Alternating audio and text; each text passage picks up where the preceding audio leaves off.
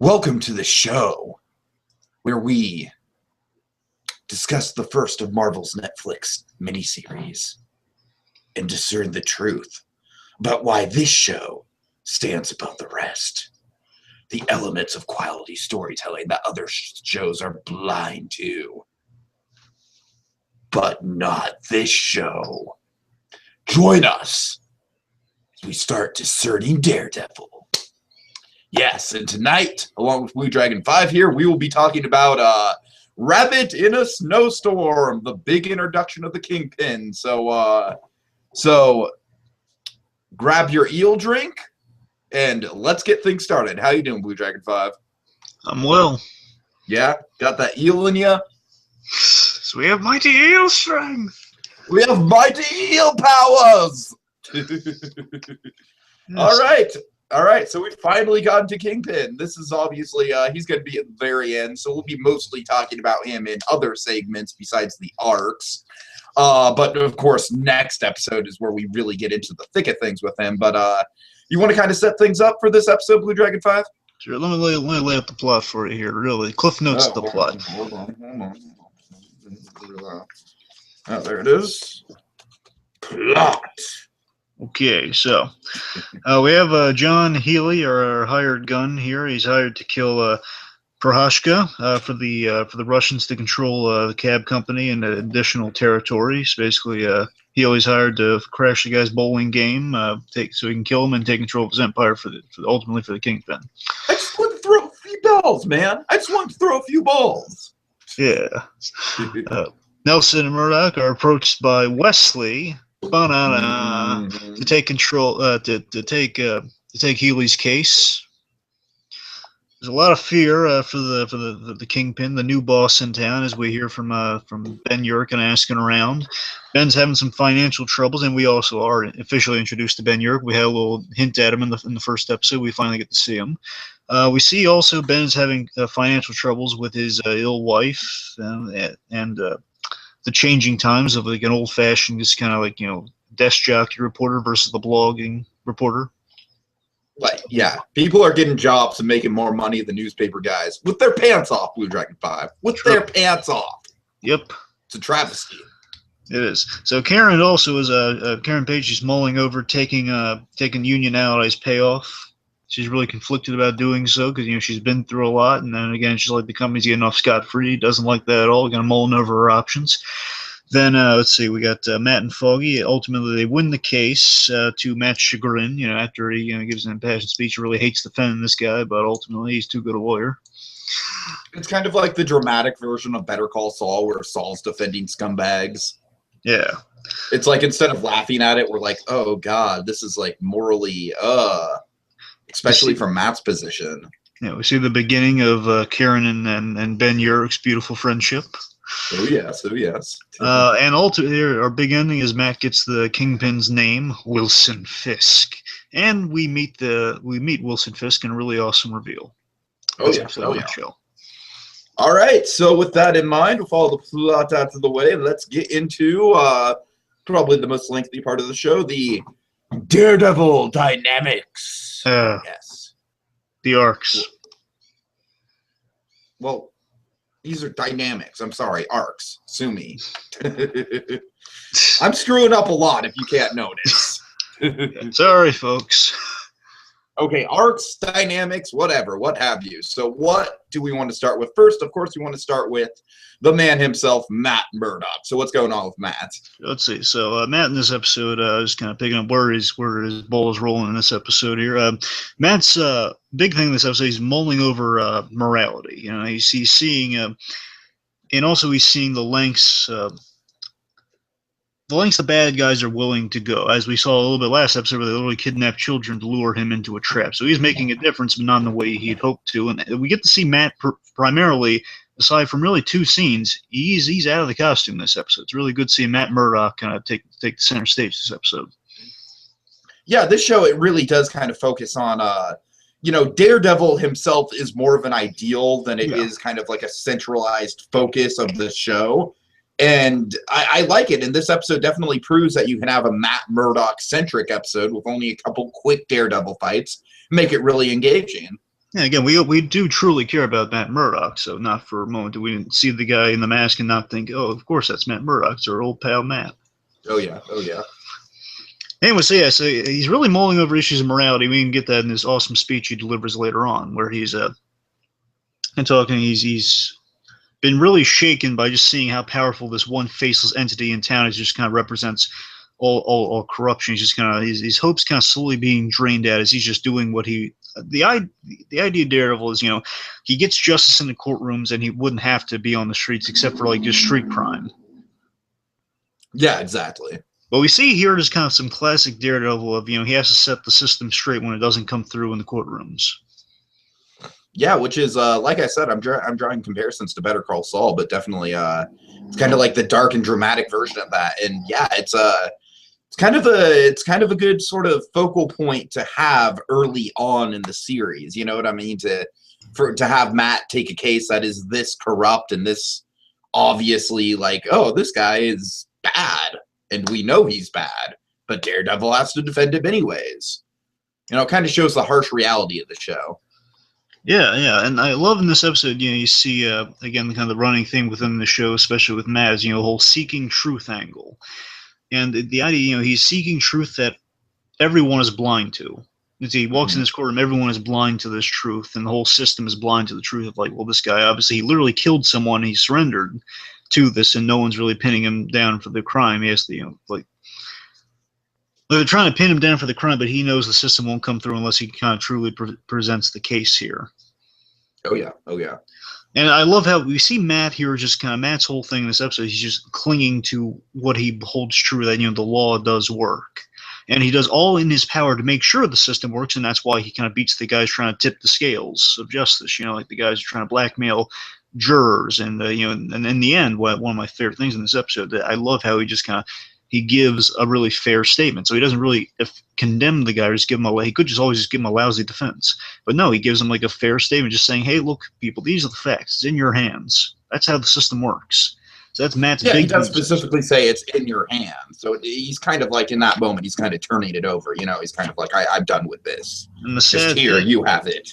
And he also, again, literally, he's just this guy is 100% guilty. He's just laying it out there. Yeah, this guy did murder someone, that he took a life. Nothing around that. And he sees firsthand, the tragic thing for Matt in this episode, he sees firsthand the system fail. And he does this by, of course, being good at his job, which is kind of the tragedy of it. He's too good at his job. And that's the dreadful part of being a lawyer. You help the bad guys a lot. And, of course, Matt here, obviously, it's absolutely not what he's going for. Right. So I love kind of the reoccurring things that we get with Matt's powers. This is really, if I remember correctly, this is the first time that we really see Matt's heartbeat thing come into play in a courtroom. Is that correct? In a courtroom, yes. Yes, okay. Because I know he used it on Karen, but this is the first time we're seeing it in a traditional courtroom sense. And it really pays off good with, how he's able to tell the heartbeats of the people that are being blackmailed, as you said. Mm-hmm. And then one of my favorite sound effect touches is... Oh, yeah. When he's following the, you know what I'm talking about, when he's following Wesley's watch. One of my favorite kind of like, not visual, but kind of the opposite of visual, my favorite auditory touch of the episode. It's just like how everything has a distinct sound. He just follows Wesley's watch, and that's how, like the Jaws theme, he knows when Wesley's in the courtroom. Exactly. Like every time Wesley sits down behind him, it's just like... Yeah, it's so great just having this ominous force that is Wesley, it's so great that Wesley is a very visual guy, yet Matt obviously the opposite of that Wesley walks around in broad daylight, just kind of goes like an arcade. He got in a full, like, well-dressed suit, which we'll talk about later on. Don't talk too much about that. I'm just saying, well, Wesley is a guy, he approaches people, and he just like full, as we saw in the previous episode, in episode 1, where he just walks up to a guy in broad daylight, just in a nicely dressed suit. He's just walking up to him and just like kind of laying out all this. Really, I want to show you something. I want to show you this video of this guy that's gonna kill your daughter. Give us a wave. Exactly. Just the guy is so menacing, even though he's just like the most, like, on the surface. There's nothing wrong with this guy. And with Daredevil, obviously, he's more clandestine. Matt, he's hiding all his true secrets there. When he's just approaching people in the courtroom, he's just doing the blind man act. Sure, sure. Just really neat. Like he hides all his stuff underneath the surface, and, in a similar way to Wesley. However, he just kind of approaches the menace from a different angle on that. It's more so he's very direct with what he's doing. Matt is not so direct. That's what I'm getting at. Sorry. Yeah, exactly. Yeah. I love kind of the changing dynamics between Matt and Foggy this episode. How at first Foggy wants to take Healy on, and then Matt's against it, and then it kind of reverses. This is a classic thing with Matt and Foggy, by the way. Is it? Okay. Well, it's portrayed very well here then. Something one could say could be in a file of some sort. There we go. Yeah. You see, traditionally you do get to see this in the movie also, but traditionally it's the idea that Foggy and Nelson, being the logical guy in the partnership, just kind of, well, the more money-centric, kind of like the filing and like the logistics guy, and we do get to see this in this show too, like him just pointing out, well, look, if we're going to survive as a business, we need to take on guilty clients. We can't just bet on like only take the innocent people like Matt always wants to do. Sure. Look, we need to take on guilty clients to pay the bills here, okay? Because they're much more guilty. That's why people call lawyers, because they're guilty and they need help. But then I love how as soon as Foggy gets into a room with Healy, he's just like so overwhelmed with just this air of scum that Healy has that he's just like, oh man, oh no, we can't do this. So again, I love how Foggy's not just kind of he doesn't just do the classic thing of, well, we have the money, yay for us, no consequences, yeah. Money. Or whatever that nostalgia critic meme is. We've got to have the money. No, but you see what I'm going. Yeah. It's just the fact that Foggy, he actually does. He's weighing the morality of what he's done here. Like this, oh my god, this guy, he's horrific. He just killed a guy with a bowling ball. How can we defend this guy? Yeah, he's like Daniel Plainview, except he's worse than Daniel Plainview because Daniel Plainview just killed a guy with a bowling pin. This is straight up bowling ball. I drink your milkshake. Yeah. By the way, I'm sorry, bowling ball killing. I just need to get that "There Will Be Blood" reference out of my system. By the way, I Moving love on. the symbolism of the bowling alley being kind of the episode that introduces the Kingpin at the end. I didn't even think about that. Clever. The man who was sent by the Kingpin kills a man in a bowling alley with a bowling ball. It's some fun symbolism. It would have worked even better if they would have gone "There Will Be Blood" style and just had him murder him with a bowling pin, though. Well, next season there's always some room. If Bullseye's in next season, there's definitely some room for people just being killed with anything. Right. Okay. So again, by the end of this episode, we'll talk about it a little more, so we don't touch on some other moments. Mm-hmm. We see just how shaken. Ultimately, we see how shaken Matt is by how powerful and intimidating just the Kingpin's reputation is.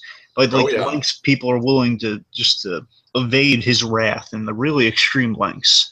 And by the end of the episode with Matt's arc here, he's so conflicted on where the power truly lies here. Like he put all his faith in the system here that it's going to work, and of course, in the end, after it fails, it's fun seeing Daredevil in his adolescence here, just kind of realizing.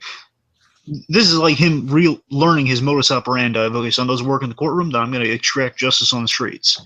That's why he wasn't going to let the guy skip town. He was going to beat the tar out of him, get some answers before he sent him off to leave town.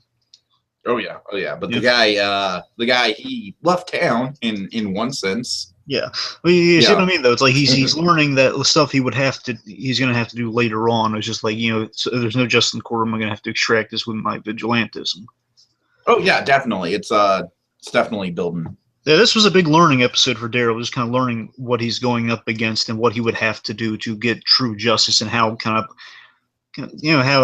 ultimately it's proof that his system is failing. The next episode really comes into light how defeated he really is by this notion of really what I do doesn't make a difference, and that really lingers with Matt, and it's just kind of is this self-defeating him for the moment. Mm-hmm. Yeah, Matt's arc is really good. Sorry, I was going to say something. I'm wondering if I should say for the internet. I'll touch on it a little bit. I think this episode's really underrated. Not really underrated. I think it kind of gets lost in the shuffle. I don't necessarily feel that way, because I think that a lot of people like it just for the Wilson Fisk reveal, and the Wilson Fisk reveal is so iconic. Yeah, but I mean, aside from the ending of this episode, I feel it gets a little lost in the scuffle. But it's a really good episode. Okay, well, you know what? I'm glad you mentioned that, because, yeah, you're right, because I did kind of forget about the whole dynamic of Matt and Foggy having to defend someone who's clearly, like, not innocent. So, yeah, it does kind of get lost. Like, in the early days of the season, you know, it's one of those things where by episode 7 or 8, like, all hell's broken loose so bad that you kind of forget about it. Yeah, I mean, there's a lot of good stuff in this episode we're going to touch on with our next arcs here. Right, right. Okay, so let's move on, unless you got anything else to add, sorry. No, I'm fine. Okay, so... let's touch on Ben Urich. All right, so you want to kind of introduce this guy for people who might not know him from the comics, like I didn't when he first came on screen? Sure. So Ben Urich... I was like, oh, it's Gus! Imbecile. I know.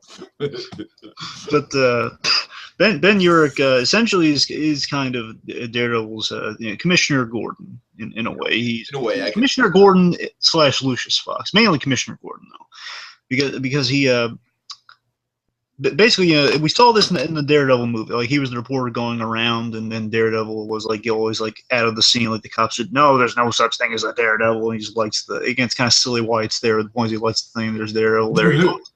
Urich initially started as a guy on the tail of the Daredevil story, just kind of a hard-working reporter. It's not as silly as by the bat symbols on the bridge, I'm just saying. In the comics, he worked for the Daily Bugle, so he was more tied into Spider-Man. And I wish they could have done that, but I understand why they didn't. They were still illegal about it. However, they didn't stop from making some references to Spider-Man in our next episode. We'll get to that. Did they? I probably missed them. Okay. At least some potential references. Again, I don't want to get into it too much. But anyway, yes, Ben Urich has always been kind of like this good-hearted reporter who was like on the hunt for Daredevil, and then eventually he comes around, and Daredevil kind of helps him out to be kind of like a news informant for him. So I guess basically, I don't think, again, I'm not a huge Daredevil guy. So I know I really am in love with the basics of Daredevil. Mm-hmm. But from what I understand, there's no really a Mahoney character is not like a big focus in the comics, so I don't think he really has that kind of cop character to go to. So Urich mainly filled that void. Okay, yeah, I mean, and it's definitely it's interesting considering what happens with him down the line. It's like I'm kind of wondering how they're going to fill the void in season 2, because he has such a crucial role in the first 12 episodes. Well, I'm hoping Mahoney might kind of step up in terms of filling a similar role. We'll see. I don't know, it could be cool. I do like this Mahoney character, even though we got Spirit a little bit of him there. I thought he was good. Yeah, but also, so the thing with Urich too is I remember my reaction to seeing discovering this has been Urich here. I love the when I first saw it, I noticed the look, because I remember from the Daredevil movie, just kind of in the comics, he kind of has this look of like the big glasses and kind of like the tweedish jacket, and I believe I forget if I don't think he had the hat in this show, but so the hat looked like it should have belonged there, Mm-hmm. And at first I was thinking, is that Ben Urich? And at first, because he was talking to a mob boss, I was thinking, it can't be him. I mean, no. At first, I was thinking, well, it could be him, but it could also be like a cop on a force or something. It might be like it could be like a new cop character. Maybe we don't know, or I don't know. It could be a new edition, because we got a few of those here and there. We did, yeah. So maybe it's him, maybe it's not. But then once I had the familiar with the glasses, like, oh my, those are Ben Urich's glasses and the tie and everything. It has to be him. And then I love kind of the validation of, yeah, that's Ben Urich. And in the comics and in the movie, he's white, so that's. Oh, okay. Yeah, so that was kind of like a thing that made me question it. Like, they kind of cast against type. Right. It works, though. It totally works. Yeah, of course, it works phenomenally, because this actor's really great. Oh, yeah. Oh, he's great. He's fantastic. Oh, yeah. So let's see. So basically, Ben Urich's character in this, from what we see, he's kind of like an old school reporter facing the evolving times, and he wants to tell the last big story. That's his main arc in this whole series. He wants to tell that last big story he has in his career before he can retire. Last big scoop. Yeah. Last big scoop. And he keeps getting shut down by his editor. His editor just kind of walks in, just kind of looks a lot like one of the writer who appeared in the Captain America: Winter Soldier. Not Ed McGuinness, but right. There's the writer of the Winter Soldier comic appeared in the Captain America movie. He looks a lot like this guy. Anyway. Okay, with the big bushy beard and everything. Yeah, with the beard. He was one in the cameos as one of the guy working on Winter Soldier's arms in the movie. Oh, okay. Oh god. Anyway, so he keeps getting shut down by his editor, telling him to do like these smaller stories. And again, I love the human touches of Urich's arc. You're just seeing kind of he has his ailing wife, Doris. That is absolutely the heart and soul of, if not his character, most definitely, but almost kind of like the whole series. Mm. Or if not, it's definitely one of the most heart-tugging elements of the series as a whole. Oh yeah, they really flesh out kind of they really flesh out Ben Urich as a character when you see kind of the dynamic he has with his wife, but also next episode we get some hints of like how he met his wife and stuff. Really good stuff. Sure. And also, it is so relatable. Just all the hospital drama that he's going through, all the it's so realistic. People do go through this sort of stuff. All the insurance bullshit and stuff like that. Mm-hmm. Let me tell you this. I screwed something up. I meant what I thought was the Spider-Man reference that's in this episode. Okay. So, remember the mob boss I was talking to at the beginning of this episode? Sure. So that guy, his name is Silvo. Okay. And remember, I saved this for references later down the line. That's why I didn't bring it up now. That's why I forgot about it for a moment. Fair enough. Silvo may be a strong reference to Silvermane, who was one of the fellow mob bosses Spider-Man dealt with alongside the Kingpin. So there was this guy. Yeah, there was this guy called Silvermane. He also had like an Italian name that kind of said Silvo in it or something like. Silvo. I don't know. I think that's kind of a stretch. I'm just saying, I'm not the guy who's saying. I'm just saying I've heard this. People say, though, it could be a Silverman reference, which, to be fair, I mean, Kingpin was also originally a Spider-Man villain, so Daredevil. That's definitely true. Yeah. They've always been kind of interconnected because of that, because they share a lot of villains and are really kind of close in proximities to their parts of the story. They are.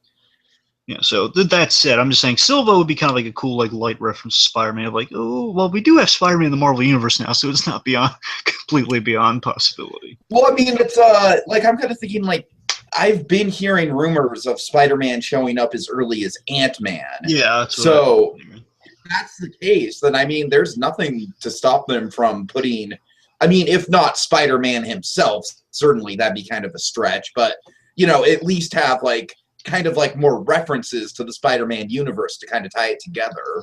And the idea with Silvo is that, not Silvo. The idea with Silvo, in here, the idea of Silvo is that he's kind of a light enough, he's an old mobster who's kind of leaving because the Kingpin's kind of scaring him with what he's doing to people, because I assume he heard about the bowling ball incident. He's just like, I gotta get out of here. So it's kind of like, it'd be nice to think of it as kind of like a light-guarded reference of like, well, yeah, Silverman and Kingpin have a history because Silverman in the comics he's part of it's called the Magia. I've told you this before when we've done the speculation shows, like for Punisher and stuff.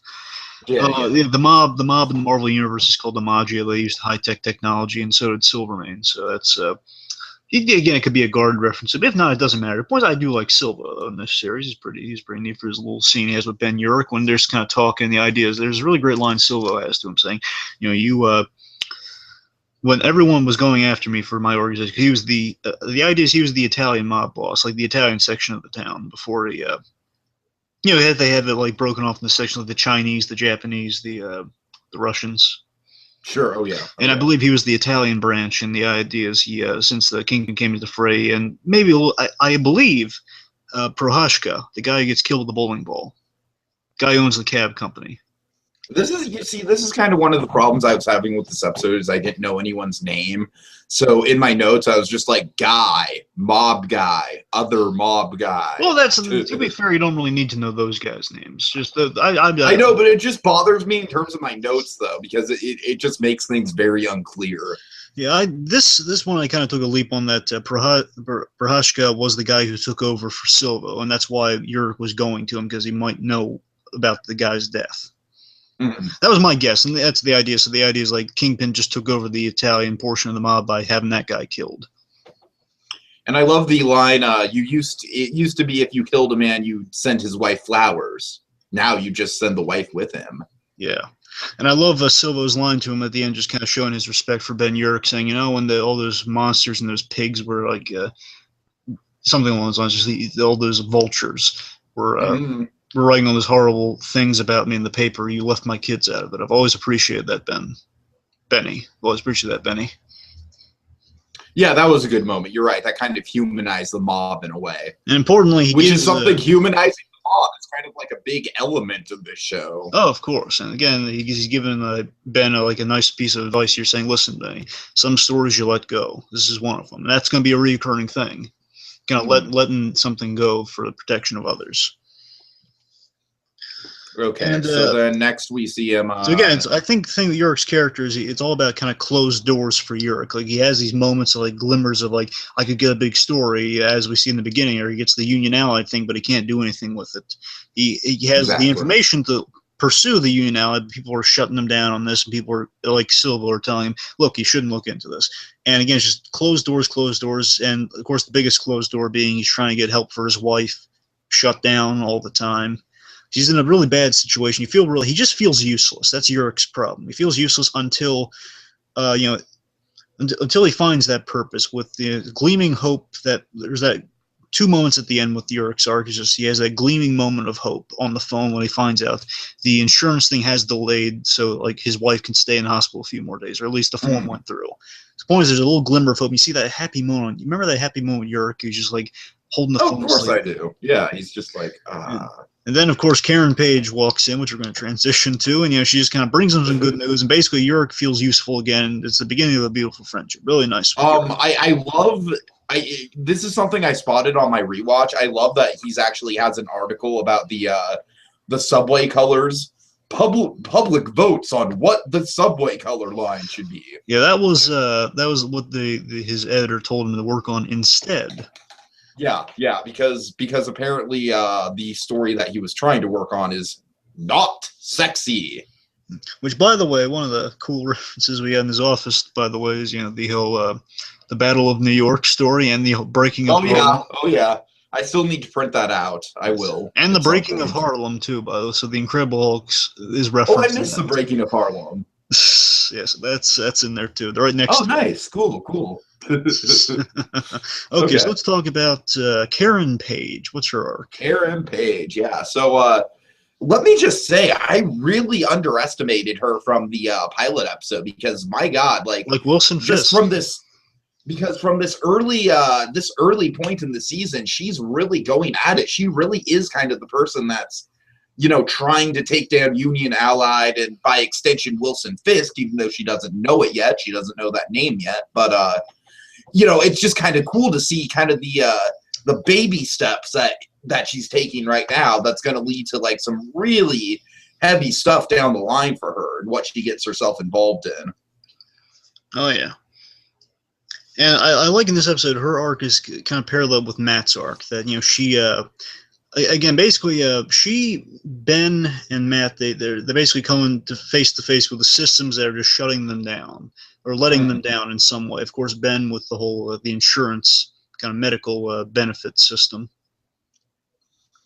And then her with Union Allied, and of course Matt with the legal system. So it's kind of a nice little triangle of arc they have there. And just basically, Karen, again, like Matt, she comes to face with the kind of the corrupt system and the really scary implications of like a company just so callously sitting down with her and saying, "Well, you saw nothing happened to you." You had you sent that to the police, that might have gone through. Just it's so terrifying, isn't that? It's so scary the way that scene goes. Like it's so realistic too. Of like companies will just look you right in the face and deny that sort of stuff to you. Exactly. Yeah. They will. It's a real thing. They capture it really well. Time. And basically they try to buy her off. Again, there's some like the whole legal, legal concerns and everything. Yes. Unfortunately, the legal consequence, I guess, because she didn't send it directly to the police or anything, which probably Kingpin could have bought the police, which we see was definitely a potential. Oh God, yeah, we see that a lot. The point is, she did the only thing she could do, but really there was nothing. Basically going to Yurik again. It's nice that they're kind of faded to each other because that information found its way to Yurik because of Karen Page and Matt, which is kind of nice. So these three characters are really interconnected when you think about it. Yeah, you're right. It really is kind of good, kind of three-way triangle sort of thing, and not a love triangle at all. Yeah, no, it's just like kind of like just a good triangle. Yeah.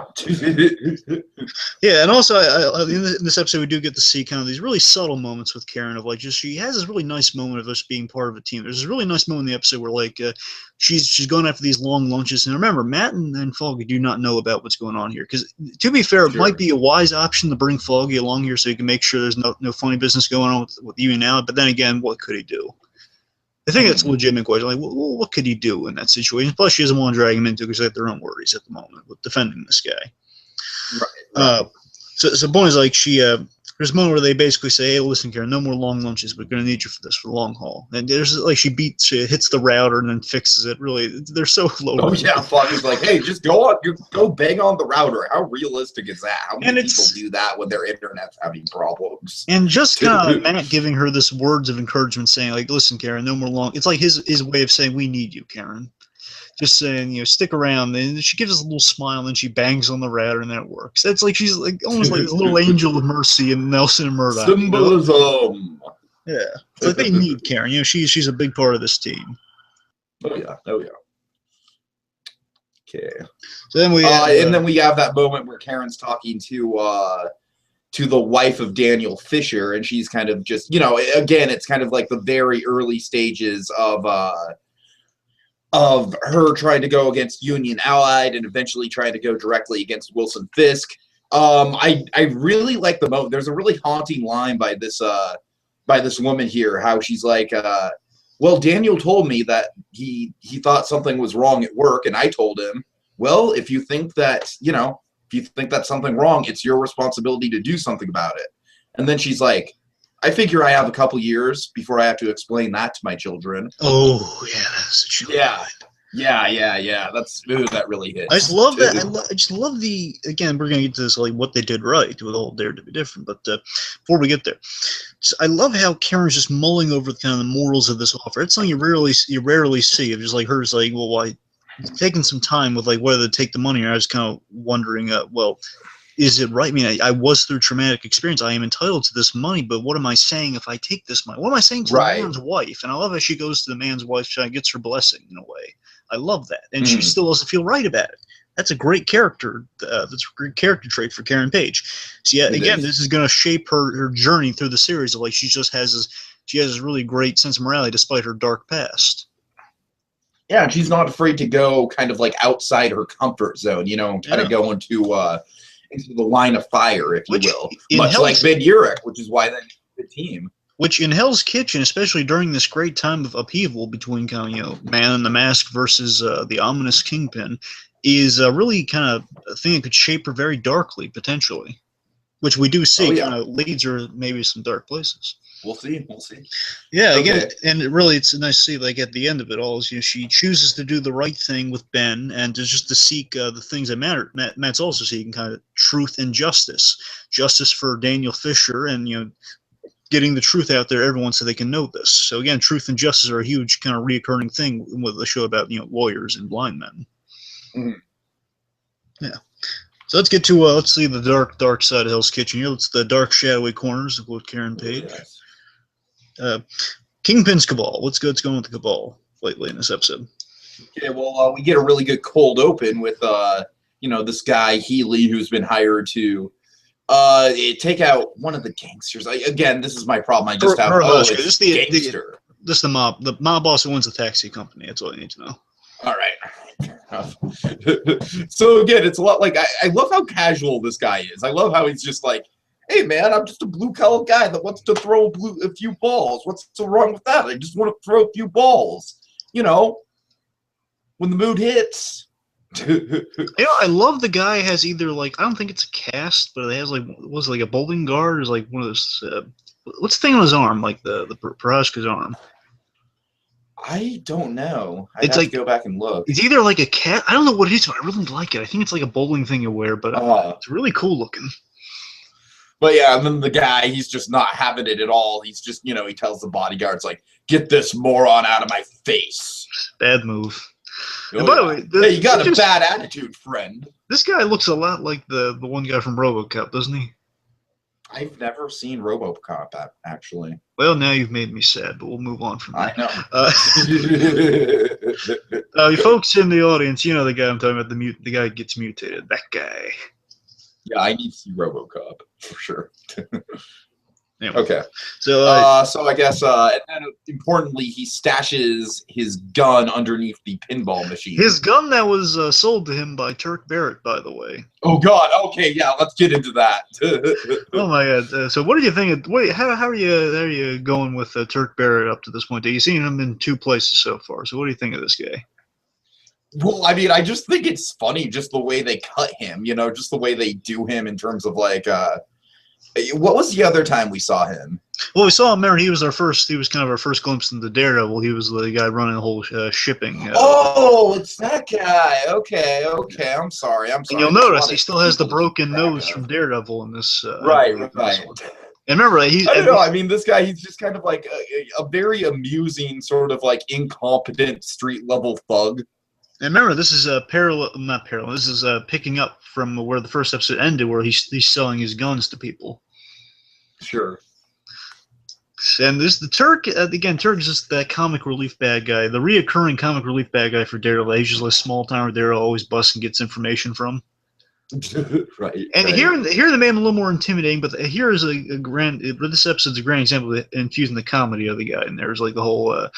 It's so hilarious. The guy pulls a gun, then we cut back to 36 hours earlier, where we see he is selling him the gun, and the guy has reservations, saying, "Well, you know, I prefer like the Smith and Wesson because like these type of guns they have a tendency to jam." It's like, no, these are quality guns. And then he has this wonderful. Let me just play it for you here. Just to give you the Turk Barrett charm. Just 1 second.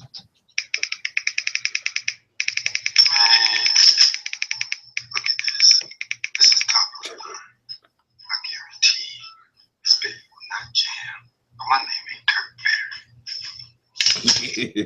Barrett. So again, I'm gonna have a really embarrassing admission. When I heard that line, for some reason, I thought, "What?" Don't tell me you thought it was Gus Fring again. No. Oh. When he said, I thought he said his name was Turkey Bear. Turkey Bear. Yeah. Once again, I have no words. Turkey is in a Thanksgiving turkey. No. I heard that. I still have and then words. bear, turkey bear. What were you thinking? Because like I'm stupid. Were you thinking like Huggy Bear from Yes, Starsky and Hutch? Like Huggy Bear. Exactly. That's exactly what Turkey Bear. Okay, point is Turk Barrett. Okay, it's what's written down in my notes. I'm sorry, but it seriously, just me in retrospect. It is hilarious though. You know, just Turk Barrett just giving like his guarantee. I guarantee, you know, I give you if my name ain't Turk Barrett. Just the idea that he's vouching for the gun, and of course you see this fits so well for Turk Barrett. Just knowing the guy, just the fact that it would jam like that when the guy it cuts right the comedy of that cuts in, it cuts right back to him just pulling the trigger and they're just not working. Then Perezco like knocks him a few. Fail. Which of course gives him some credence later on, and when he's pleading this case, saying like, you know, he was assaulted. Sure. Yeah. So again, real funny. Just the Turk Barrett kind of Turk is kind of weaved into the cabal some way. He's just kind of like the freelancer in the organization. Usually tied to the Russians, but also tied to Wesley. So there's a bit of everyone.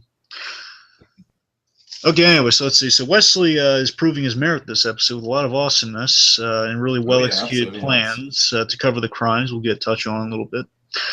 We also see his ability to influence people, which we saw really well in the first episode. You know, he just kind of influences a guy by threatening his daughter real creepily with Mr. Rance. Give away Mr. Rance. He's very effective, and he gets results. And, of course, really, really great thing. Although I must say I find his methods to be unpleasant, if I'm being honest. Yeah, but seriously, I love the fact that he gets to go face to face with Matt Murdock and Foggy Nelson, just kind of looking across from him and talking to him in that scene. Right. Just kind of right off the gate, it's kind of creating this, this face to go along with the empire that they're fighting against. And of course, knowing what he's capable of, seeing him in that room, just with, like, across from Daredevil, it's really cool. Mm-hmm. Now we see just with the Cabal in general. The Cabal's I like how they're spread through the episode. Like there are presence and there are force in there, but we get we're on mostly our hero's side for this episode. Yeah, that's absolutely true. Basically, we see in this episode in terms of the arc here, we see how Kingpin has more he has more resources now with the Russians who. He has more resources now for the Russians because they keep losing out to the Man in the Mask. So the idea here is that's why they killed this guy. They killed Prohaska to take his resources because the Russians are in need because they keep losing their stuff because of Daredevil. Right. So it's kind of a nice little continuity thing there of like that's why this guy and that's why this is causing further tension between the Russians and the rest of the Kingpin's group because this is yet another setback. They're compensating for the Russians' incompetence. Mm-hmm. Because they have to take on this risk of like Kingpin hired a guy, hired John Healy through Wesley, hired John Healy to kill this guy to take his resources, and because they keep losing out there because their shipments of girls have been taken again thanks to Turk Barrett being the liaison of the girls. That's what he was paid to do. Again, freelancer. Right. But you see what I mean, though? So it's just kind of setting up this tension of, like, the Russians are kind of a headache for Kingpin's group, and that's why he's doing this. Oh, God, and that's going to come to a head, literally, next episode. Yes, but, so you see also how well set up Kingpin's operations are here, like just the guy who walks by and to threaten to blackmail a juror, and Kingpin's tracks are so well covered, it's like a guy goes by a building, if he sees a light on, that's signals his move, if not, makes another window. Yeah, it's a really good bit of world building with that. Oh, yeah. It really goes a long way towards setting up Kingpin's operation before you even see him. Very nicely done. Unless you have anything to add, just kind of what we learned about kind of our bad guys in this episode. We can move on. I like the way that Wesley's fucking with Matt and Foggy when he first met them. Mm-hmm. Because especially with the line, speaking of your clientele, do all of them end up working for you or just the pretty ones? Oh yeah, that line. That's it's really great. Just kind of sets up kind of Karen versus Wesley, which we know pays off big time later on. Oh God, yeah. Oh my God. So I love that little setup of that rivalry of like again, remember Wesley is the kind of one of the masterminds behind the whole Karen Page frame up, so he's really directly responsible for her working there ultimately, which is really nice. And I like the idea that Kingpin went to these guys specifically because they born and bred in Hell's Kitchen and they have and they have no record, which means they have basically no blood on their resume, no dark spots on their resume. Yeah, which is really clever. Again, that's a really well constructed plan. That of course, if you use these people, they have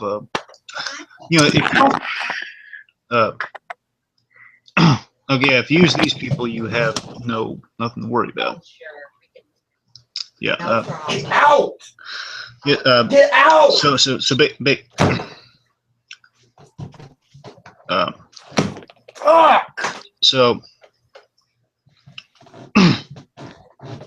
folks. Yeah, so basically Wesley here is just the idea. I love how Karen... I have no privacy in my home. I have no privacy. Right. It's like I could be doing a show. They can know that I'm doing a show, and it just doesn't matter. So I'm sorry. Something about real quick. Something about Karen Page and Wesley. I do like with their dynamic is that remember Karen Page just represents one of the very few of Wesley's failings. Because remember that whole plan went awry because the Man in the Mask interfered and because of Karen Page. Because remember, at one point they're trying to kill her, and obviously that didn't go well, and that resulted in a speed bump in the organization. So that's an instant reason Wesley doesn't like her because she represents him not succeeding. Mm-hmm. Really kind of neat setup there. Trying to think of what we were kind of change subjects on you there. Yeah, can we change subjects because that just really threw me off. Can we move on to? Sure. Let's move on to Dare to be Different. Dare to be different. Yes. Dare to be different. Yes. So what did this episode do right that other shows have done wrong? Let's talk about it. Well, for example, they introduced a villain in a very effective way, and they built it up, and they paid it off, and they really took their sweet ass damn time with it. And you know what's even more brilliant about that Blue Dragon 5? What? We've seen the man, but hold on. Should have had this set up. We see the man, we see Wilson Fisk. We see him. And we see him, and he looks like this. Yeah. And he's staring at that painting. I really think the brilliance of his introduction is the significance of that painting and how it leads to just his entire story arc. Oh yeah. It all ties back into that painting from the first moment you see him to the last moment you see him. Everything is integral to that painting. And that is what I love about the show. I think it's one of the best uses of symbolism that I've ever seen in anything. I love just with someone let's just address some of symbolism here. We'll save it from. I think we should save most of symbolism talk with that for Braille Trail. But fair enough. Let's just say I think the use of color was really effective there. Had it kind of like yin and yang kind of represented with black on looking on white, and of course the gray of the painting in there too, like kind of the gray in between. So it's really kind of nice three-messaged image there. Anyway, so let's see. So like one thing where this episode did different, we got a great focus on kind of the blind senses in this episode. So we got to see Matt Murdock do a little bit.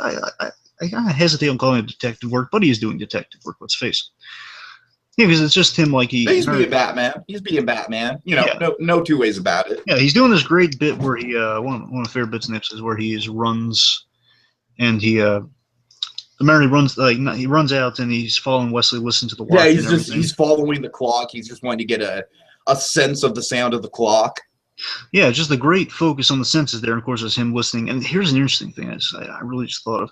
Do you think he knows that Wesley's lying? Or do you think Wesley is so good at his job? And remember, when you think about it, he's not telling him anything untrue. Do you think he's kind of baffled by Wesley, or do you think he knows Wesley's lying? What do you think? Oh, I think he absolutely knows Wesley's lying. I don't know. I think Wesley's so good at his stuff. Again, all the stuff he's saying isn't necessarily untrue because his employer does want to hire them.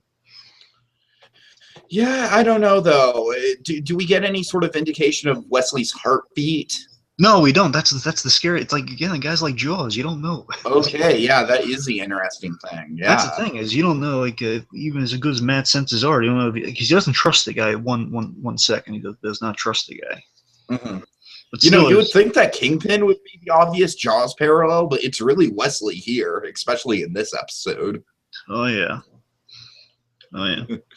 Also, something in this episode, which something that's going to reappear definitely next episode. I just love kind of Matt just kind of springing into action, like he kind of drops the blind man act on the street, and then he picks it right back up after he switches back into the old mode. Because remember, his side starts bleeding because he has to stop. Oh yeah, that's right. He pops, and that's again another thing that this episode dared to be different is kind of continue over from the last episode. It's like last episode, as we saw with that amazing hallway fight, we saw him get the crap kicked out of him, and we also saw him dealing specifically with that stab wound. So of course he's going to be weak in this episode. Yeah, of course. It's like maybe a potential reason he didn't chase after the car, because remember, they only have 38 minutes so he can get there to meet the guy, because that's what Wesley instantly says they agree to work for him. Says you have 38 minutes. And of course, Wesley being so precise with that watch too. Again, great little watch device there. Right. Okay. 38 minutes, man. But still, I love when he springs the action, and afterwards he brings out the cane. He's just like doing the classic blind man thing, just like checking left and right. He's walking down the way before he just ran like a sprinter. Right. And again, that's kind of something that I really appreciate about the early episodes of the show, is how Matt kind of, like, we as an audience don't even really know what he's capable of.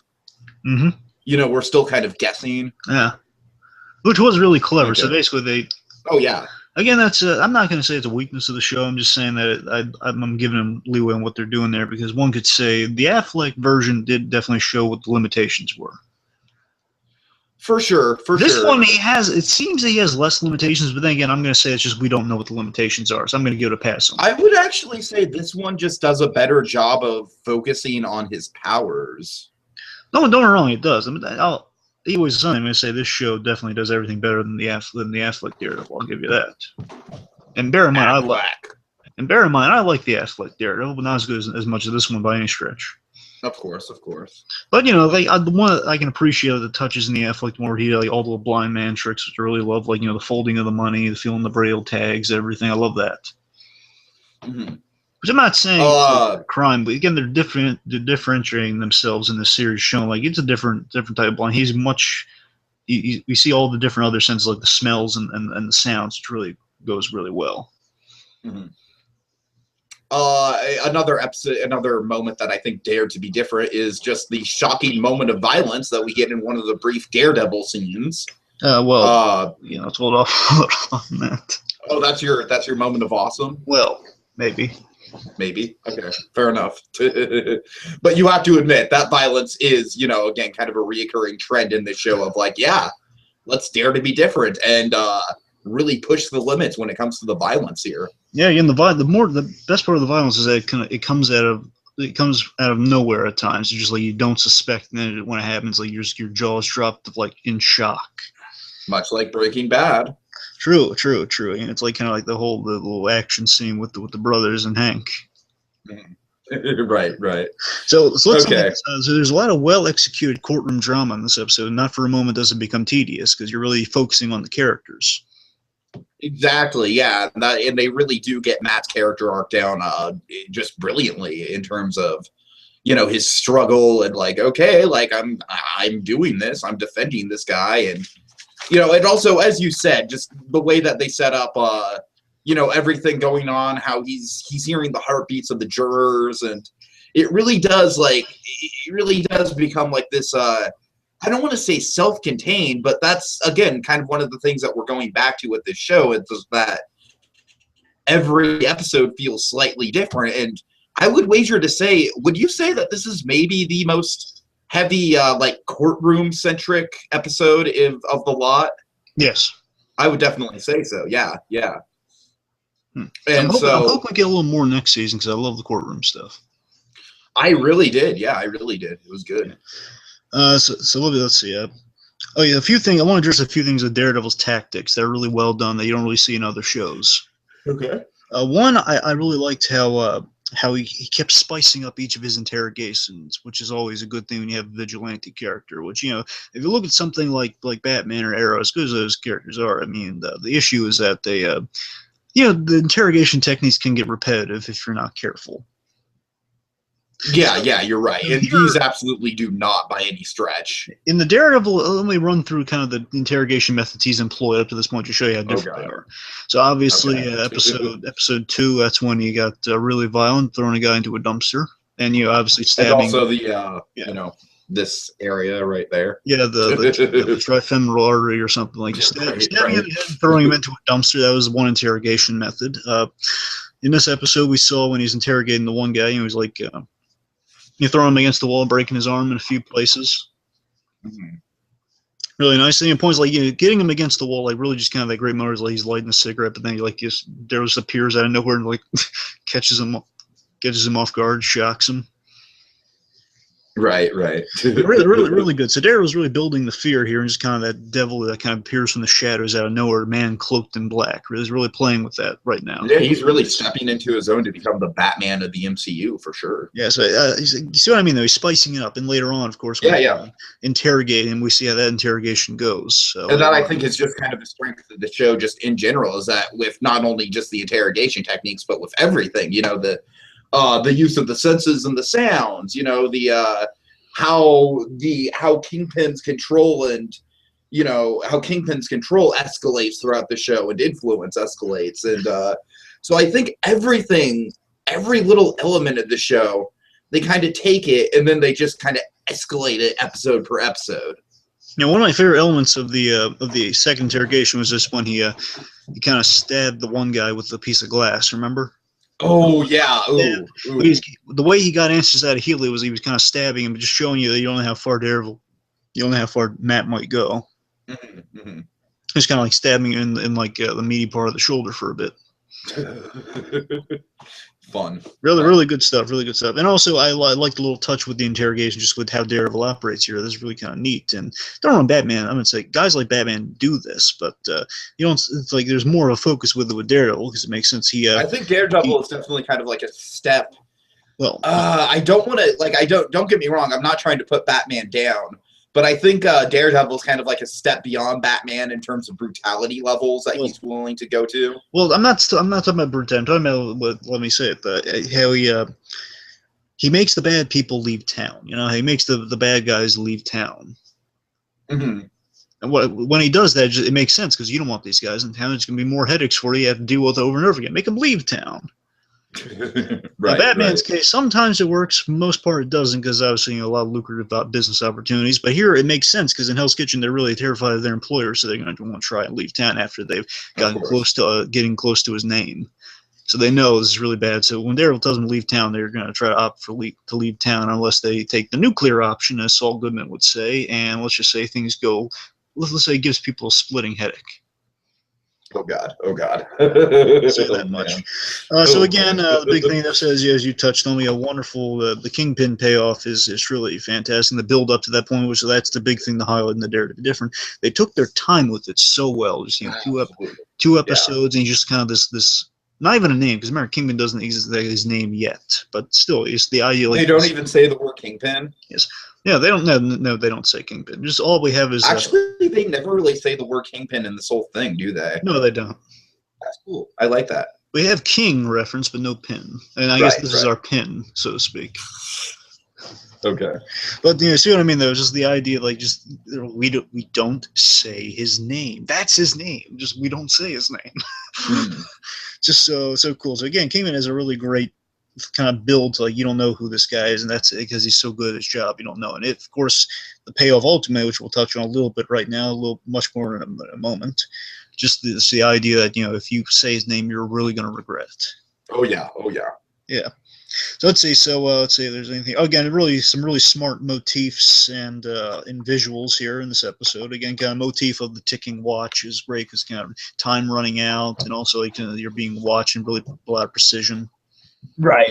Yeah, it definitely kind of. I like how they use sound as symbols. Mm-hmm. It's brilliant. It's like they literally take something that has nothing to do with like any visual at all. They take like the opposite of the visual and they turn it into a symbol. Yeah. I can't say that I've seen that even done before. Again, the visuals really great with the color use and everything, because I remember just seeing this episode and just remembering what the promo images were of like him appearing, just appearing to interrogate the first guy. And how kind of green and like dingy the environment looked when he was doing that. So again, the environments keep kind of changing color because I love the setting of the last fight too. Like it's around a car, then kind of around this really dangerous looking fence.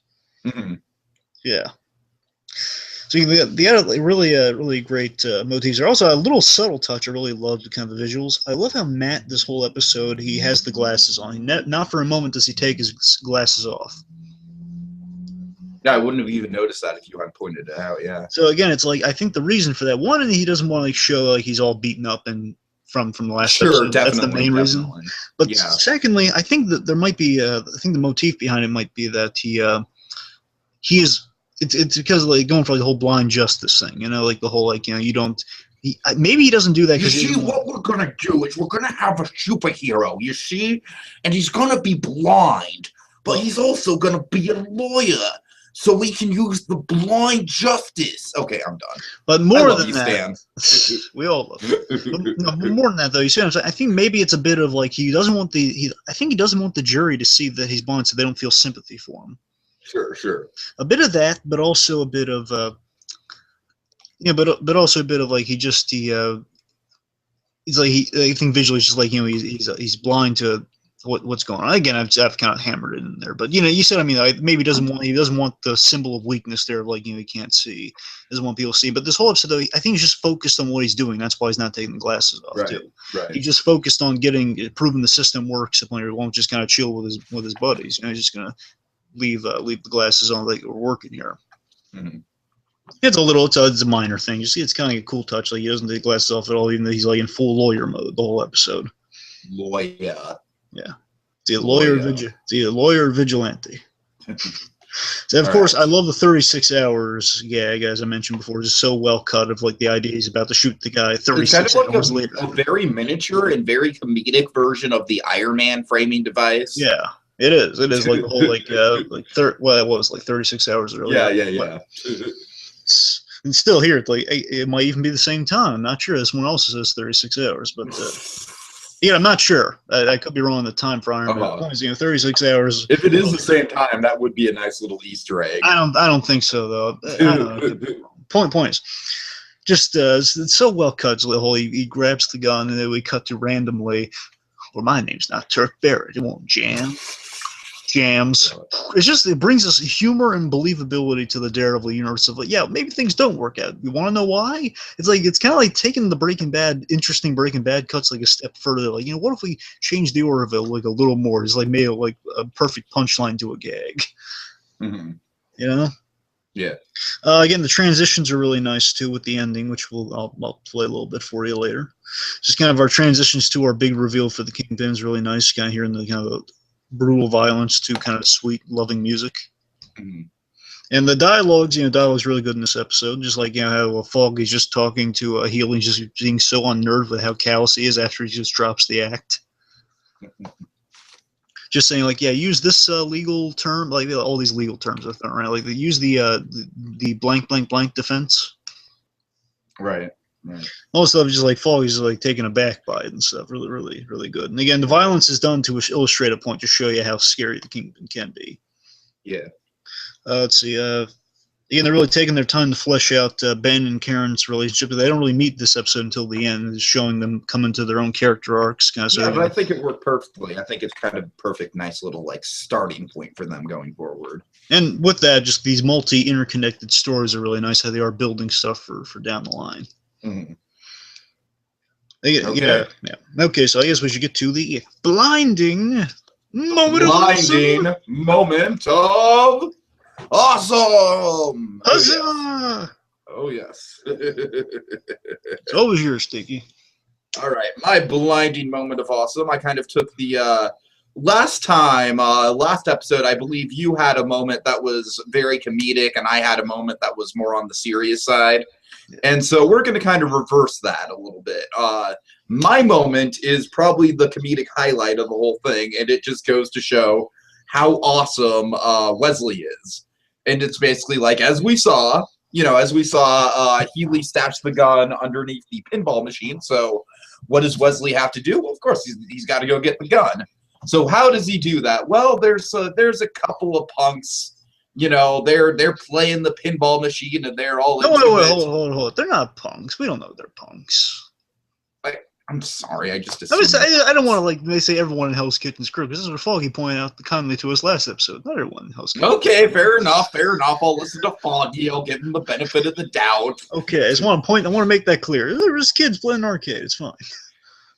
Yeah, but the guy, he was just like, he was kind of just like, hey, wait your turn. Yeah. I mean, I guess, yeah, that's legitimate. You got this creepy guy in the horn room glasses kind of leering over you like. So anyways, my moment of awesome is when I don't have a quarter to illustrate my point, but I do have a nickel.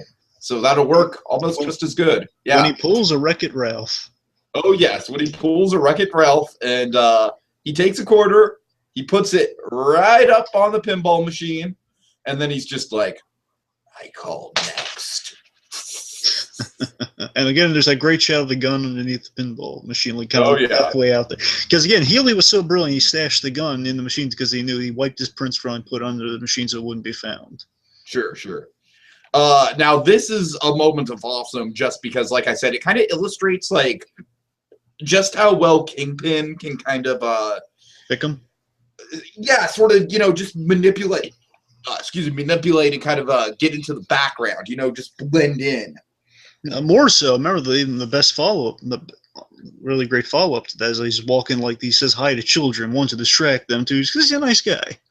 Yeah, he is. I do think that Wesley is genuinely a nice guy for the most part. So he's nice, but very, very callous, Right. I mean, it's just one of those things. It's what makes him such an interesting character, It's like, we love him when he's, having his romance with the Kingpin, and those two are just like, just such good buddies, and we just want to root for that relationship. But then he just pulls some stuff, like the whole, oh, give us a wave, like that stuff is straight up evil. I don't know. He's just like, he's such a good kind of chameleon of a character. Yeah, again, where he can be really intimidating in certain scenes, but then in other scenes like this, he can be just absolutely delightful and just how inconspicuous he looks.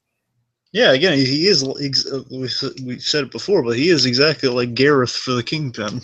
Right. He's just this lovable character who's also very intimidating too. Just how well he operates. And just a great moment. He's just so inconspicuous, yet he looks very conspicuous, but he's so nice and so seemingly friendly and professional and nice that you wouldn't think twice about the guy. But when he comes to you, he's literally talking to you, and you hear the words he says, and then you're terrified. But I just love that bit where he's just saying hi, kids, but also it's a strategic. I'm not the first one to point this out, but it's also a strategic movie. Saying hi to kids, one, he's a nice guy, but two, because he has a gun on the other side of his other side of him, and he basically gets them to look up instead of looking at the gun. Ah, there you go. So that's that moment. Like, he stuffs it like in his jacket or something, so they don't see it. So basically, says, "Oh, hi." Oh, hi! I love Oh, this. hi, Mark! You set me up for that one. I'm just thinking, oh, hi, how's it going? From baseball. I did not hit her. It is not true. It is bullshit. I did not hit her. I did not. Okay. But still, we'll say it again and again. Wesley is so awesome. Oh, yeah. But, okay, so what is your blindy moment of awesome? Well, my runner-up, just to kind of say, because it's a really good moment, you can go on this. Matt has a really, really brilliant speech, which is telling people, again, just point blank, well, my client, he did commit a crime. It's got but his judgment will come outside of the courtroom. But how he lives. Yeah, I like that. That's how he looks at it. It's kind of making apples out of. It's kind of making a lemon into lemonade in a way. Yeah, exactly. Again, I love just the fact he's not condemning him, just giving the facts, and that's what it's in your hands, people. It's a really good speech. Anyway, here's my moment of awesome. It's kind of a little more obvious, but it's an awesome moment. It's the most awesome moment in the episode. Okay. After a really cool fight between him and Daredevil, again, just kind of stabbing him to get information, which is really cool. After Healy finally very reluctantly says, "Wilson Fisk!" Daredevil now has a name, which is very important. It's going to be a very key piece of information going forward. But then Healy makes a realization. He realizes what exactly he's done. It's like, oh no, you don't understand what I've done. If he knows. Oh man, I should tell you, he doesn't just stop with me. He'll kill your family. He'll track everyone you've ever met and kill them. And then essentially it goes a little something like this. And also in addition to that realization moment, it's also the moment where it transitions really nicely to the king, which I've kind of edited down for you here. So have a listen. You should have just killed me.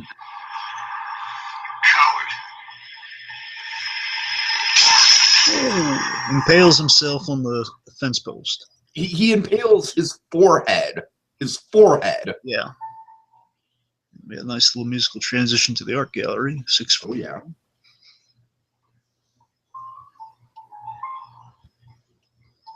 And we see him. Now a lovely woman walks up to him, and she says the following. Always ask me how can we charge so much for what amounts to gradations of light. I tell them it's not about the artist's name or skill required. Not even about the art itself. All that matters is how does it make you feel?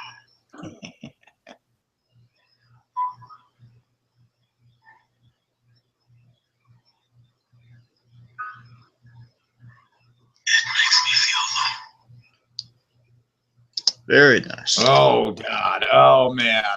And that is the beginning of a beautiful villain right there. Yeah. So first of all, the other thing I really love about that, too, is just the two bits there. One, I love just the moment of shock on Daredevil is the best part of that. Just the fact that he's like, oh, my God. Right. That moment, again, he's like, God. He's dumbfounded about what just happened. It's like, oh my God. Come on, man, if you would have let me kill you. I would have at least been more civil about it. Well, I mean, I probably would have thrown you in front of a train, but I still would have done that. Very true. No, I still maybe would think that getting thrown in front of a train might be a little less painful than that. But seriously, just seeing the conviction of one guy so terrified by the Kingpin, and I imagine he's picturing all the gruesome things he would do to his family, because the idea he would save this guy for last and then kill everyone, not even just his family, everyone he's ever known. Just illustrating the Daredevil. You don't know who you're dealing with. You think this is about you? No. It's about us. It's about dealing with him. If you betray him, if you give a hint of who this guy is, he'll kill it. He'll kill your whole life, your whole family, everyone you've ever. You will regret being born. That's what he's going to do to you. Oh, it's the idea that he is so compelled, so fearful. And again, just showing you this. I love just the dialogue here. There's one line he says. First of all, just Daredevil's a big thing. Obviously, man without fear, kind of learning to become that. Just kind of being, learning looking into the eyes of what true. Basically, the Kingpin is showing what Daredevil wants to be, like being that fearful guy, a guy who inspires that much fear in people, fear in bad people. Just the idea he just shows him that this guy is more than willing to impale. It's a tough thing to do. If you're going to commit suicide, it's the most violent, immediate way to commit suicide. Impaling his... Yeah, man. And by the way, there is a slim chance that I'm not saying he did, because it'd be ridiculous if this guy did, but I'm saying, had he done it incorrectly, he just could have been brain damaged. I know, right? That's what I was thinking the whole time. Like, if you do that wrong, you're going to end up really fucked up. He had to have the proper amount of just like sheer will and strength behind it to go all the way through. Because otherwise, if he'd gone only halfway through, he would have been. There's actually like studies, like a guy who got like a pipe in his head and he still went on to survive. But like stuff like that. This guy, the spike right through the brain. Oh my god! And also, the best line the whole episode probably is in this moment, just when he calls Daredevil a coward. He does. Oh, and again, just him calling him a coward, and that's just him like almost spitting in the face of Daredevil, saying, "You're not willing to go far enough. You can't be feared." Yeah, that sort of thing. Just really, really awesome moment of just showing you like this Daredevil taking the true steps in the beginning of this. Like that's how he meets Kingpin, through just the legend of the Kingpin firsthand. Oh yeah. Really cool. Really just awesomely cool. Okay, so let's move on to the Braille Trail. Yeah, the Braille Trail. Oh yes. Okay. So, we see Kingpin's got skilled assassins at the ready, such as Healy. By the way, I love the moment when Healy just kind of scares the crap out of the bowling shoe girl. Right. Again, he just brutally killed a guy with a bowling ball. So, it's like kind of our ATM parallel. Oh God, in a way. Well, I mean, the next one also is kind of our ATM parallel, but we'll save that.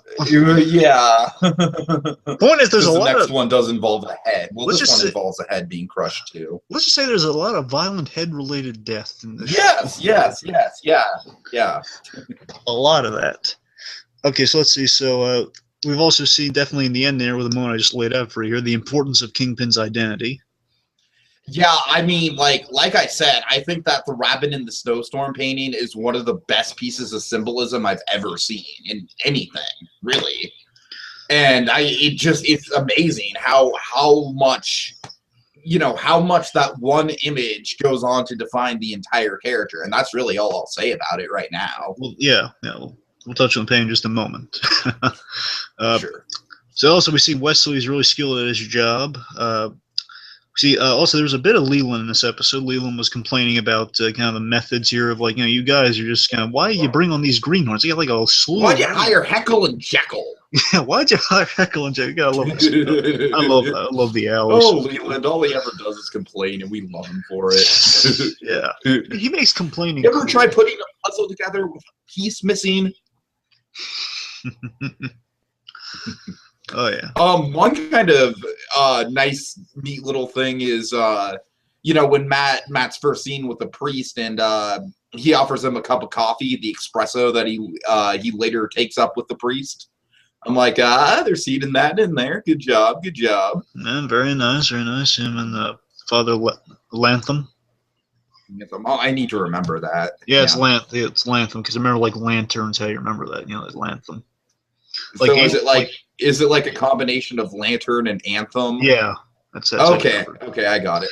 Anyway, so also there's an important thing set up in this episode. It's going to come to play big time, soon. It's Foggy wants a sign. Oh my God! Yes, yes. Which, by the way, connecting to our next episode, I do really like just how Foggy kind of attaches his success to these really small, minimal things. I think it's so endearing. He does. It's just like, we just need something simple just to show we're actually doing something good here. Mm-hmm. I just love that. So when Foggy and Matt are meeting with Wesley, Wesley drops kind of the clue that's gonna go on to maybe define the Kingpin in a way. He says, that his employer grew up in Hell's Kitchen. Yeah, exactly. That's the thing. Again, he's not lying, which is so intimidating. Right. He's saying so much truth. He's such a good liar, that Wesley. Mm-hmm. The moment that we really like with Matt tracking him using the watch, I think that's definitely kind of another sort of build up to when he's eventually, almost kind of like the moment in the first episode when he's running over the crates. I think this is kind of a continuation of, when he's eventually just going to be jumping over rooftops and stuff like that, running to try and get to people. Of course. Mm-hmm. Something also with that, I love. Here's where we first get kind of the classic clumsy blind man routines. And it's always in Daredevil, like the whole that's how he excuses being all beaten up and stuff. And he says, "Well, what happened to you? Oh, I slipped." Just it's gotta get a dog, Murdoch. Really funny. Also, again, I mentioned like Karen and Wesley have some antagonism. It's going to pay off. You got Ben chasing Union Allied leads. That's going to lead him to where his arc ends. Oh yeah. Again, the big thing in this, not a big thing, but just like a thing is going to definitely pay off throughout the series with Foggy Nelson, kind of the ethics of Foggy Nelson, that he thinks he wants these things. And Foggy's character in general is that he has these ideals, and he always has these ideals, but then again, he's kind of faced with the actual world and what he needs to do for these ideals. And then at the end of the day, no matter what happens, he's going to revert back to those these kind-hearted ideals he holds true. So, I mean, here he thinks, look, we want money, we want to be successful, don't we? Well, in society, to be successful, we need money, we need clientele, we need those things. And of course, the way of getting those things are through methods that make him very uncomfortable, and he's going to agree. Right. There's that great moment between him and Matt of traditionally Matt is like, no, we don't take on the guilty people. And he says, well, I took on the guilty people. And there's this really nice moment between the two of them, just Matt saying, you know what, Foggy, I'm sorry, you're right. And just that moment of like, well, I'm right? That's amazing. But yeah, I hate being right. Just that great simple moment of these two guys, they get each other. I love it. Yeah, and I love it. But Matt, this can't become what we do. Yeah. And then I love the fist bump, man. I love the fist bump. Oh, it's so good. Again, how do you not just want to... Let's give Foggy some meal. You know why Foggy's that way, Tiki? Because... And we are now filled with mighty eel strength! Mighty eel strength! Yes. And also, I think he wants a bluefin. Buy the bluefin! Good one. How do you not just want to give Foggy some eel and some bluefin? Just give him a big old hug, because we love Foggy. Also, so something that's referenced importantly here is they mentioned that I believe Wesley mentions that you guys used to be attorneys for Landman and Zach. Right, exactly, yeah. Their law firm, which is going to pay off, definitely. Let's talk a little bit about painting now. Okay. One more thing before that, though, just really, really quick. In the speech that Matt gives, he mentions one line in particular that I thought really stands out, and that's good versus evil is a sharp line. Oh, yeah, it's a good line. And I'm like, yeah, it is, and that's pretty much a decent statement of the entire show. Also, we got the ideas of kind of just seeking justice in kind of an uphill battle, because at the end, definitely we see it's an uphill battle with Matt kind of going up against this force he is entirely unequipped to deal with. Exactly. All right, so let's talk about the painting as much as we can without kind of giving away its significance. Sure. So I think I love first of all, we meet Vanessa. That's important. Obviously, Vanessa's going to be very. Oh, and obviously she's a great character. She's the highlight of the whole show. I knew Vanessa. Now, at first I was wondering if it was her, because I had a strong suspicion that it was. Because if not, it would be kind of weird just kind of pairing up with someone else. But I give him credit for it regardless. But the point is the fact that when we found out next episode that is Vanessa, was like, oh my God, this is brilliant, because Vanessa in the comics, she ends up being his wife who has marital issues with. Right, exactly. It's like the classic mob thing of she loves him, but it's kind of like the latter Scott. Brano. Well, I was thinking kind of like the latter, Skylar White, but done right. Who was essentially Carmela Soprano. Right. Sorry, I don't know Soprano. Sorry. I don't either. I just know the character type. It's the idea that she, because they in the comics again, they kind of go back and forth. And I don't know how they're going to approach it with this series, but traditionally they have a son, and sometimes it either goes the way of the son dies at a young age and she hates him for it, or it goes the way of the son grows up and wants to go to the family business, kind of like Michael Corleone type thing, you know. Ooh, yeah, I could definitely see that. I could definitely see some Godfather parallels there. So again, we'll see how that goes. But again, the tragic route that's been popular in the recent comics is killing the kids. So we'll see how that goes. Right. Anyway, so seeing these two together right from the beginning is just really interesting. But yeah, it's the first time we see him, and she's right there. Yeah, and I don't know, just instantly she just struck me as very interesting. Like, she comes up to him and says a really profound thing about the painting. Sure. And the idea is like she just brokers. She didn't do all the art. I want to make that clear. She didn't do it. She brokers it. Mm-hmm. You know, she works the. That's a real gallery. But I found the set. That's a real gallery. I want to go there. That's cool. And you know, you're gonna see these names. I painstakingly next episode I looked up the names that are on the gallery walls that you pass when you go through the shows. Those are real names, and that's a real location. 642. That's a real art gallery. And okay. Really impressive. In Hell's Kitchen? Yeah, I want to say in Hell's Kitchen. I didn't look that part up though. It says it's a real location though. I assume it's if not again because Chance King would just might have driven a little bit outside, like the outskirts of Hell's Kitchen. I don't know. Yeah. Well, let's start with the painting stuff. So basically, the painting it's all about perspective, and it's all about perspective. I want to say it's almost kind of like a Rorschach test. Yes, exactly. That's what it is. It's basically she said like, how can you? I didn't include this part in there. But basically, people ask how can we charge so much for what equates to gradations of white, you know, like kind of the gray versions of white on paper. And it's an old children's joke. That's what the painting's based around. Like the whole kid holds up a blank piece of paper and says, "Well, what is it?" And you're right, it is a Rorschach test of sorts. Like, you know, it's a rabbit in a snowstorm. And I must say, Blue Dragon 5, this whole series convinced me that I want a copy of Rabbit in the Snowstorm, and I want it on my wall above my bed. It does have this understated beauty to it. You got to admit that. Yeah. Now, something also kind of nice with the whole color parallel is that with that, it's not just like kind of yin and versus yang. It's also kind of showing what Kingpin is currently and what he's going to become. Because traditionally, Kingpin's colors are he goes for purple and white. Right. Yeah. At the very least, he always kind of strives to wear white. That's his main thing. And there's going to be references to that later on, like the whole color scheme of the Kingpin down the line. But the point is just the whole Kingpin ultimately right now he's kind of in this dark stage of his development. Eventually, at the moment he's looking at this white painting, and at this point in the series, he's convinced he's doing the right thing, and he's convinced he's doing a pure thing, which is why he's glazing upon what he wants, which is the white. Exactly, yeah. And really, in reality, he's wearing black. It's kind of the darkness of his soul at this point. Later on, he's going to be gray, and gray is kind of the in-between of accomplishing his goal of becoming white. A lot of gray with him, a lot of gray. Yeah, exactly. A lot of gray. So the point is, I think there's some fascinating implications with the color. Again, this painting you could analyze in 50 different ways, but right. I think let's say if I'm just going to get the last 2 points here or something. Sure. So again, it's all about perspectives. Of course, that's going to relate big time to Kingpin's arc without giving too much away. It's just going to be about from the positions in which he's looking at this painting. So right now, he's looking at this painting kind of like a Charles Foster Kane, like a rich man, kind of looking at a painting, looking for emotion. Right. And when and in the moment, we obviously don't know all the significance that this painting is going to have towards him in the moment. So when we're first introduced to him, of course, watching it back, it kind of gains this whole new crazy significance when we realize everything. Yeah, without giving away in the moment, all we can really speculate on is that he's kind of this, like you said, this Charles Foster Kane type, and he's just kind of staring into this void of white, and as he says, it makes him feel alone. No, it's two things. Is one, I kind of like the end, without giving too much away, is that as I rewatch this, you kind of hear screams behind him looking at this. I'm not going to tell you why, but you can kind of hear screams when he's looking at this. Right. But also, again, with the perspective, just in the positions through his life, which we're going to see kind of Charles Foster Kane style of the emotions surrounding him looking at that. But so again, the last thing is that I love how when he says, he's alone, it makes me feel alone. And when he says that, I love how Vanessa is beside him. So I think the visual symbolism there at the end of the episode is that he says he's alone, but with Vanessa there, he is not alone. Of course. So I think that's the real visual symbolism at the end there, which I really do love.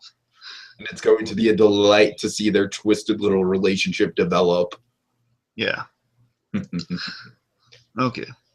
All right, so let's move on to the final segment of the episode. The Nelson Murdoch verdict. Yeah, that's totally the sound of a gavel. All right, so what's your final verdict on this? My final verdict is, again, I do say, so my overall thoughts too is just like, again, overall, I think this episode is in the scuffle of all the, again, all these episodes are kind of the Pixar philosophy. They're all diamonds. You say that for every TV show we cover, man. Well, not every TV show. I know. I'm kidding you. But, you know what I mean? It's a great philosophy, though. But I mean, for example, like, as much as I did like Better Call Saul, I wouldn't exactly hold, like, I wouldn't hold all those episodes up to being like a Pixar movie standard of awesome. I'd hold about half of them up to being a Pixar standard. Well, I'm not saying they're Pixar standard. I'm just saying like they're good standard. They're right. You know. Yeah. Anyway, my point is, this episode does get lost in the scuffle at the end of the day because we got a lot of really distinctive episodes down the line. This one also is the ending is the main part people remember about this, which I do say is a fantastic ending. Don't get me wrong, is a great payoff to everything up to that point. But I also think it's a real solid thing. Again, it's just this really this first kind of crazy kill in this universe of this guy using the ball to kill someone. And then of course we get Matt Murdock in a courtroom in this episode. People kind of. He's a lawyer. That's his occupation. It's always kind of in the office type lawyering. It's not really courtroom lawyering, which you finally get to see a little bit of that here. But also, just like I love all the little stuff too. Just again, we didn't really touch on it that much, but again, just Ben and we touched on it a little, but just kind of the Ben Urich stuff too is really well set up here, and Karen's kind of arc. Like, got a lot of great little character. This is a real good character setting up. This is a really good episode. I feel like this episode stands out a lot more in terms of like when you're on a rewatch than it does when you're like just trying to get through the series the first time. Yeah, this episode has because on a rewatch you kind of like where everything's going. So this is really the episode. Like I'd say episodes 1 and 2 kind of combined, with the whole the storyline of Jack Murdoch and introducing Claire and everything. Oh, excuse me, I'm getting hiccups. Oh God, I'd say that whole thing was kind of like a combined sort of like introduction. And then this is sort of like the episode moving forward. Like, all right, let's kind of start to put the puzzle pieces in place. Yeah, I mean, this episode had a lot of good plotting in it, and of course, the biggest thing is it's fleshed out characters, morals, and everything really well. Right. Again, so I love seeing the hallmarks of Daredevil being established, and says again, lawyer in the courtroom getting justice outside of that. Again, I've told you from the beginning, that's what I love about the character, the classic Stan Lee Daredevil. Yeah, it gets just for people outside the courtroom. You couldn't get into my stand-up. Don't make me do it. Don't. Yeah, it's another great setup for big things to come. Which again, we see the big things pay off definitely next episode. But again, this episode is really solid. I really loved it. Okay, so I guess that will do it. So that's all for now. Until our next daring installment of Discerning Daredevil. Excelsior! Enough said. I call next.